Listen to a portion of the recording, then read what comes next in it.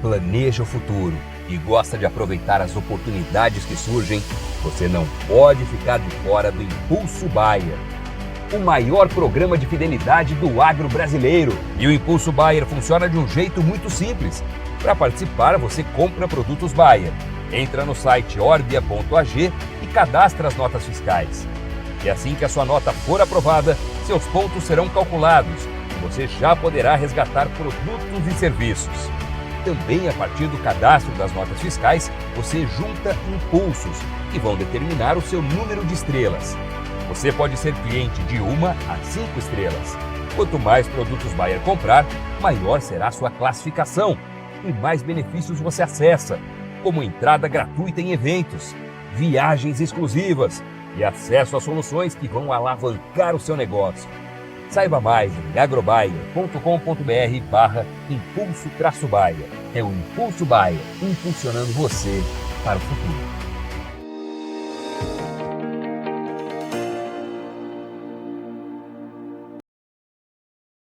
Olá, muito boa tarde você internauta, ligado aqui nas nossas informações no Notícias Agrícolas. A gente está de volta com a nossa programação de boletins, agora para falar um pouco mais sobre setor sucroenergético com foco na Índia, né, que é uma importante produtora de cana-de-açúcar no mundo e de alguma forma compete aí com o Brasil. Para a gente falar um pouco mais sobre as estimativas da nova temporada lá no país asiático e também trazer informações que vão repercutir no mercado como um todo, eu converso agora ao vivo com o Marcelo de Bonifácio Filho, que é analista em inteligência de mercado da consultoria Stonex. Marcelo, boa tarde, obrigado pela sua presença aqui com a gente. Boa tarde, eu agradeço, é um prazer falar de novo com vocês. Prazer é nosso, Marcelo. Bom, vamos falar então um pouquinho mais sobre a Índia, né? A gente que tem aí acompanhado muito de perto as informações que vêm de lá desse país, porque a Índia de alguma forma compete com o Brasil nesse mercado global de açúcar, né? E temos muito o que falar sobre a nova safra de lá, né? A gente tem aí então a safra da Índia começando em outubro, oficialmente, né, Marcelo? Mas me parece que os trabalhos estão ganhando ritmo por lá agora. Como é que estão as estimativas de vocês da Stonex em relação a essa nova temporada lá do país?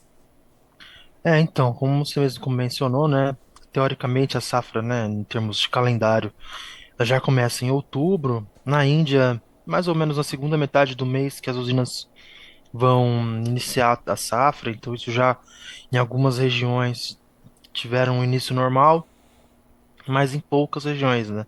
Se a gente for observar a Índia como um todo, o sul, né, a região sul da Índia, onde estão os estados de Maharashtra e de Karnataka, que foram estados mais afetados pela ausência de chuvas, né, pelo menor nível de chuvas, por assim dizer. Nesse ano, eles ainda estão com um início um pouco atrasado, começando mais na primeira semana de novembro, mas com o Uttar Pradesh, né, que é o estado mais ao norte, que, que foi menos afetado pelo clima, já com uma moagem ali, iniciando na segunda metade de outubro, dentro do normal. Então, né, em termos de expectativas iniciais e de né, do próprio início da safra, ela corre do jeito que a gente estava esperando mesmo, com né, a quebra, possível quebra até o final da safra, com uma possibilidade bem grande de acontecer, né? Então, a gente deve ter uma quebra de produtividade, menor área colhida de cana, né? E isso pode vir, né, uma moagem ali de cerca de 300 milhões de toneladas até o final da temporada 23-24, né, que começou agora, que é uma quebra já ali de um pouco mais de 30 milhões em relação ao fechamento da safra anterior, com uma consequência, sim, né, de um açúcar que fechou 22-23 32,8 milhões de toneladas, né, ainda é um dado que não tem o seu fechamento oficial pela ISMA, mas que a gente, né, nossa estimativa também. E para 23-24, por outro lado, com uma projeção aí de uma quebra para 30 milhões de toneladas. Para 23-24, consequência, assim, de uma, né, dessa cana que vai ter uma menor disponibilidade por conta do clima e por conta dessa questão de uma safra atrasada no sul, indefinições ainda, né, sobre do quanto vai ser desviado para o etanol. Então, uma coisa que, no geral, a gente deve ter menos cana, menos açúcar, e o mercado já tem refletido isso desde do final do ano passado. e ainda mais agora, né, com esse início bem intencionado de safra internacional. Certo. Marcelo, então o clima, né, como você trouxe, é um fator que deve fortemente impactar a safra na Índia, né? E a gente sempre fala, né, dos impactos do fenômeno climático El Niño, que é um fenômeno que está estabelecido, né, e que tem continuidade prevista para os próximos meses, sobre a agricultura aqui no Brasil. Mas lá na Ásia, ele também age fortemente, né, nas condições climáticas, impactando a produção. O fenômeno climático El Niño, de fato, quando a gente fala no contexto de clima, é o que vai possivelmente fazer com que a Índia tenha essa quebra na safra de cana 2023-24? Totalmente. O El Niño, na verdade, primeiramente, a transição do Laninha que teve, né, de meses seguidos, então a safra 2021, 22 foi bastante beneficiada pelo Laninha na Índia, e essa transição do Laninha para o El Niño já foi prejudicial na Índia, mesmo que o El Niño não tivesse, né, em ação, vamos dizer assim, no começo do ano, por exemplo, a Índia teve chuvas muito baixas no começo do ano, abaixo da média.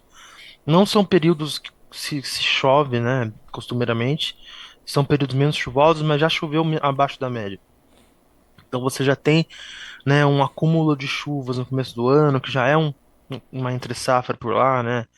Janeiro, fevereiro já não são meses que costuma ter muita cana em pé, principalmente, né, março, abril, maio. Janeiro e fevereiro tem um pouco mais, março, abril, maio já são meses já de entre-safra ali começando. Já tiveram chuvas abaixo da média. Então você já tem um começo ali de ano muito ruim e um El Niño que chegou ali em maio, entre maio e junho, que piorou a situação completamente. Então você tem na Índia chuvas de monções que foram 6% da média, né? Então, desculpa, 6% abaixo da normalidade. Isso já prejudicou, no geral, a Índia, mas nos estados do sul, Maharashtra e Karnataka, esse déficit foi ainda maior, né? Foi uma defasagem das chuvas ainda maior. Então, o El Niño certamente impactou, né? A gente viu na prática o que o mercado já estava esperando. E mesmo falando de El Niño, talvez uma boa notícia é que as previsões do NOAA é que o El Niño ele perdure até o começo do ano que vem somente, né? Então, pode ser, isso, né, são previsões de longo prazo, que as monções de 2020, né, no ano que vem, 2024, você tenha talvez, né, uma temporada mais normalizada, mas que por outro lado a safra ainda deve se prejudicar no médio prazo em termos de área, né? Então você ter um longo período de menores chuvas, você desincentiva a colheita da cana não somente esse ano, mas no ano que vem também, que é algo que a Índia está olhando. Algumas casas já trazem previsões para a próxima safra na Índia, né, 24, 25, que é só em outubro do ano que vem, mas já tem algumas previsões negativas. A gente ainda não fez as nossas estimativas, mas é certo que o mercado já começa a olhar para frente, né? A olhar esse médio prazo. Se a Índia já não tem açúcar agora, ano que vem, né? Quem sabe não tem uma queda ainda maior. Então é algo que a gente tem que esperar, né, que no geral não são boas notícias. Com certeza. Além dessa questão do clima, né, que de fato é o principal fator que deve impactar a safra na Índia e também na Tailândia, né, que são países ali na Ásia. Tem também na Índia, né, Marcelo, uma informação que o mercado já vem acompanhando há algum tempo, né, que é esse programa da Índia de ficar menos dependente dos derivados fósseis, né? A Índia, que é um dos países mais populosos do mundo, tem uma grande dependência do petróleo, né? Mas tem, inclusive olhando para o que a gente faz aqui no Brasil, tem já feito, né, um avanço aí na sua mistura de etanol na gasolina e tem planos bastante ambiciosos em relação ao aumento dessa mistura ao longo dos próximos anos. E me parece que esse desvio do açúcar para a fabricação de etanol também tende a ter algum impacto nesta safra 23-24 e também nas próximas, não é isso? Com certeza, né? Então a gente tem esse programa de longo prazo, né, que foi divulgado em 2018 pela Índia, Já era um trabalho, né, de anos no governo, então são um planejamento de bem longo prazo, né? Então eles tinham uma projeção de alcançar os 20%, né, de etanol na mistura na gasolina em 2030, mas essa meta ela foi antecipada para 2025, né? Então a gente teve há alguns anos essa antecipação da meta, aumentando ainda mais essa vontade do governo de aumentar a mistura. Então eles colocaram uma meta escalar, né? Então 2023 se atingiria o 12%, 2024 15% e até chegar em 2025 no 20%. Então é um aumento significativo da mistura, consequentemente significativo da oferta de etanol necessária para atingir a mistura, e principalmente porque a Índia, né, é importante a gente lembrar, já virou em 2022 o país mais populoso do mundo, é o país que se espera aí pelas grandes estimadores de PIB, né? Então, Banco Mundial, o CDE, são organizações que já estimam que a Índia deve ser o país que mais cresce em termos percentuais no mundo.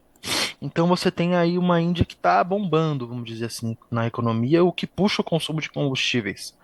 Então talvez, né, aquela oferta de etanol que o governo esperava há 2 anos atrás, ela pode ser ainda maior daqui para frente, porque você tem, né, um mercado muito aquecido e cada vez mais aquecido. Então o setor de cana por lá tá atento, né? Então como você mesmo comentou, é uma incerteza do quanto que a cana vai destinar do etanol, o quanto outros tipos de matéria-prima vão ocupar, né, um espaço. Então, lá na Índia existe uma expectativa muito grande de que grãos ocupem um espaço significativo na oferta de etanol. É algo que a gente não tem muita, não é muito palpável, né, não tem muito dado, não tem muita informação. Mas que é algo muito ventilado. Eles têm uma grande produção de milho, eles têm uma produção, né, o maior produtor de arroz do mundo. Mas ao mesmo tempo isso compete, né, com uma questão que é elementar, que é a segurança alimentar, né, que é a questão, né, também que precisa se alimentar uma população de mais de 1,4 bilhão de pessoas. Então você tem essa competição, comida versus combustível. Então é um tema que o mercado de açúcar precisa estar atento, porque o etanol vai desviar da produção de açúcar e da exportação, né? Por mais que a Índia não esteja exportando, o etanol certamente só agrava essa situação, né? Então, claro que uma safra de quebra, você não, o problema não vai ser o etanol para o açúcar, vai ser o clima, né, independentemente do etanol. Mas por outro lado, né, se você tem uma safra boa, o que o governo vai fazer? Vai desviar mais para o etanol e segurar a exportação. A exportação está remunerando super bem, não somente para o Brasil, né, para todos os produtores, mas a Índia não pode exportar, então são uma série de variáveis e fatores que estão interligados, e agora o etanol, com esse crescimento, né, para 2024 para 15% de mistura, deve ser um fator ainda mais elementar. Para 2023 e 2024, a gente pode ter até, por exemplo, um desvio menor, mesmo que né, como eu mencionei, a mistura de 15% em 2024 seja uma meta. A gente já tem alguns estados, por exemplo, Karnataka, né, um dos executivos do governo do estado, já mencionou que o desvio no estado do açúcar por etanol pode ser menor. Maharashtra pode ser menor justamente por conta do clima, né? Então, o clima agora está sendo determinante. O governo talvez não esperava que esses ciclos de El Niño e Laninha iam afetar tanto a safra de cana. Então, é um país que vai ter que correr atrás em 2024, certamente para essa oferta de etanol. E o mercado de açúcar ele tem que estar 100% ligado, porque vai afetar ali no final a conta final de produção, né, e consequentemente do saldo, né, que é o que interessa em termos de preço. Com certeza, é justamente nisso que eu entro, né, Marcelo? Porque é, quero saber duas questões com você. O Brasil está preparado para suprir, né, essa parte da demanda, né, que seria utilizada da oferta da Índia no mercado global? A gente tem uma safra positiva, né, no Brasil, então queria saber na sua visão se o Brasil está preparado para isso, como é que fica em outros anos, né, se a gente também já está se planejando para isso, porque de fato a Índia vai deixar de ofertar uma parcela bastante importante, né, de açúcar no mercado global. E um outro ponto o quanto de informação que veio da Índia, de tudo isso que você falou, já repercutiu sobre o mercado e se há a possibilidade da gente ver novas altas com o mercado ainda de olho nas informações indianas. Será que a gente pode ter novas revisões por lá? Então, uma coisa muito importante que a gente tem olhado muito e que é uma pergunta, talvez não do milhão, mas talvez dos 100 mil ali, que é se o mercado já precificou toda a Índia, né? Certo. Vamos dizer assim. Se o mercado ele já. O que que o mercado está esperando? 30 milhões, 29, 28? Porque você tem também uma questão que a Índia vai esbarrar, quanto maior for a quebra, ela vai esbarrar na produção nacional. Não é esperado que a Índia vá produzir, por exemplo, menos do que consome, né? Isso não é pelos níveis de moagem esperado. Isso é muito difícil que aconteça, né? Então você tem ali, caso a gente entende que caso isso seja crítico no médio prazo, eles vão tirar mesmo do etanol. Não é interessante para eles importar açúcar porque o açúcar está muito caro. Então esse é um fator, né? Primeiro fator. O segundo fator é que a Índia ela tem, né, diversas leis de exportação. Então, vai estar zerada a exportação? Vai estar zerada a exportação na próxima safra? Alguns analistas dizem que a Índia pode exportar 2 milhões. Fato é que do- outros problemas ao redor do mundo estão juntos, né, com a Índia. Então, é uma tempestade perfeita. A gente tem agora, você mesmo mencionou a capacidade do Brasil. As últimas semanas, em outubro, por exemplo, as chuvas muito acima do normal nos portos, né?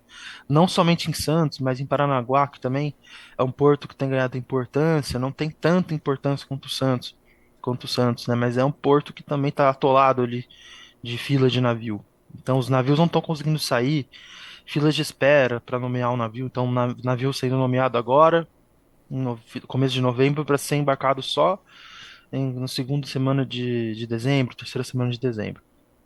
Então são desafios para o mercado global que vão se acumulando e a gente está, vamos dizer, numa base de preço que já é muito alto.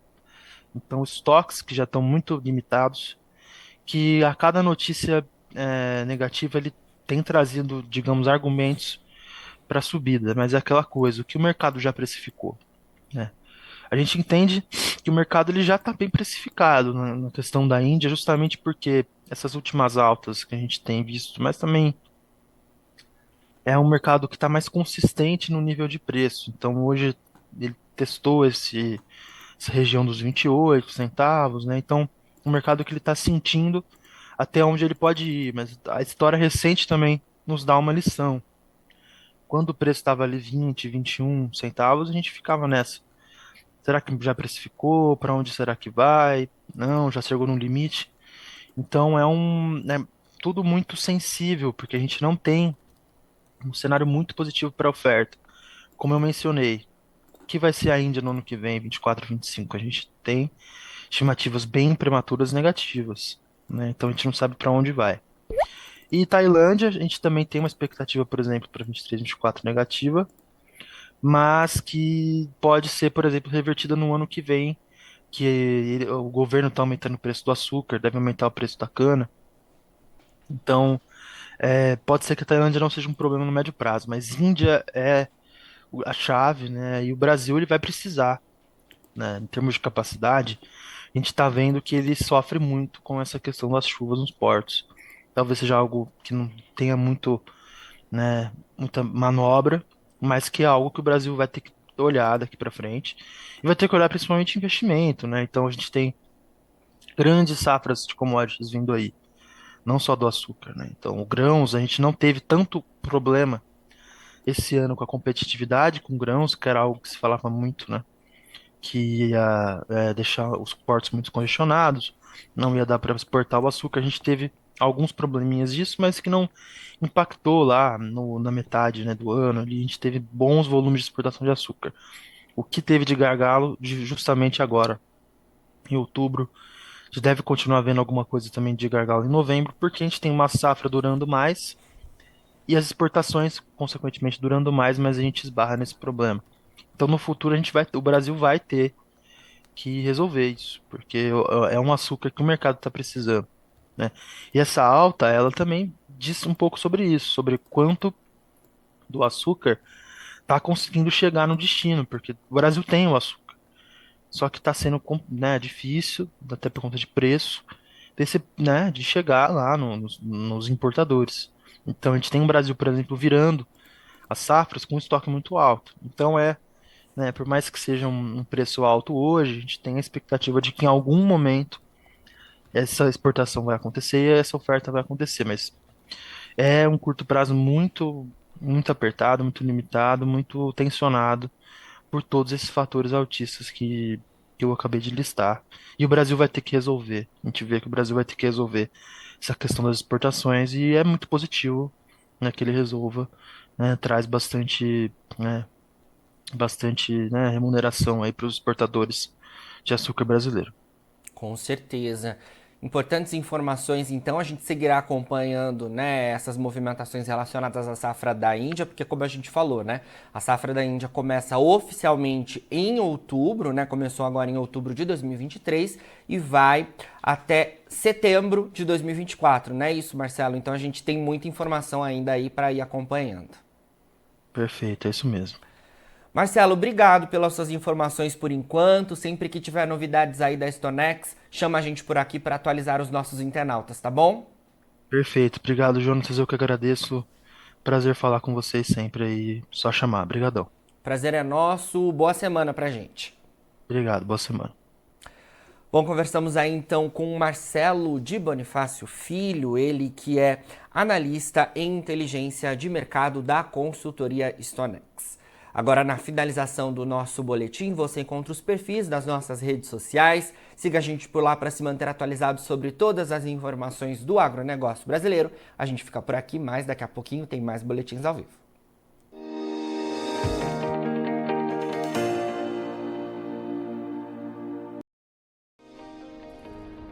Se inscreva em nossas mídias sociais no Facebook Notícias Agrícolas, no Instagram @Notícias Agrícolas e no nosso Twitter @Notiagre. E para não perder nenhum vídeo, não se esqueça de nos acompanhar no YouTube e na Twitch Notícias Agrícolas Oficial.